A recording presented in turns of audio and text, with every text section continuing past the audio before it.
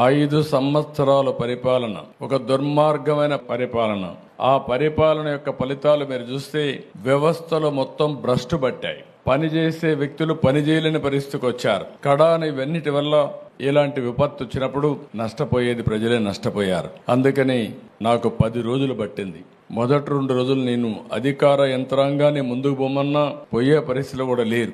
అక్కడి నుంచి నేను అక్కడే ఉండి కడాన మీరు ఒకసారి చూస్తే బుడమేరులో దగ్గర 5 రోజులు రామానాయుడు అక్కడే ఉండి గండ్లు పూడ్చే పరిస్థితి వచ్చారు. ఆ గండ్లు పూడ్చారు కాబట్టి విజయవాడకు వచ్చే నీళ్లు ఆగే పరిస్థితి వచ్చింది. 2 మార్గాలు. ఒకటి, సిటీలో ఉండే నీరు బయట పంపించాలి, పైన వచ్చే నీరు ఆపాలి. పైన నీరు ఆపాలంటే గండ్లన్నీ పూడ్చాలి. గండ్లు పూడ్చాలంటే వాతావరణం సహకరించలేదు, వర్షాలు పడ్డాయి. ఆ గట్టంతా కూడా ఎక్కడికక్కడ దిగబడే పరిస్థితుంది. దాంట్లో మళ్ళా ఒక లారీయో ఒక ట్రాక్టరో తీసుకపోతే ఒక ప్రొక్లైన్ తీసుకపోతే అది కూడా కూరకపోయే పరిస్థితి వచ్చింది. అయినా ఎక్కడికక్కడ మళ్లీ దాన్ని లాక్కుంటూ మళ్లీ పెద్ద పెద్ద బోల్డర్లు తీసుకొచ్చి ఓసారి ప్రవాహానికి అడ్డుగా కట్టాలంటే మట్టేస్తే కొట్టుకొని పోతుంది, ఇసుకేస్తే కొట్టుకొని పోతుంది.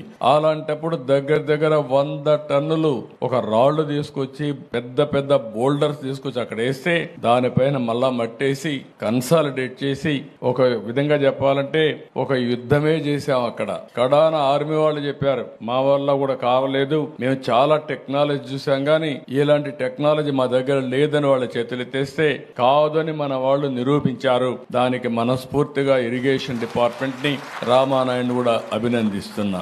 అది జరిగిన తర్వాత మీరు చూస్తే ఏ మాత్రం సిగ్గుపడకుండా ఒక రాజకీయ పార్టీ ఇంకా కూడా మాట్లాడే పరిస్థితికి వచ్చారు.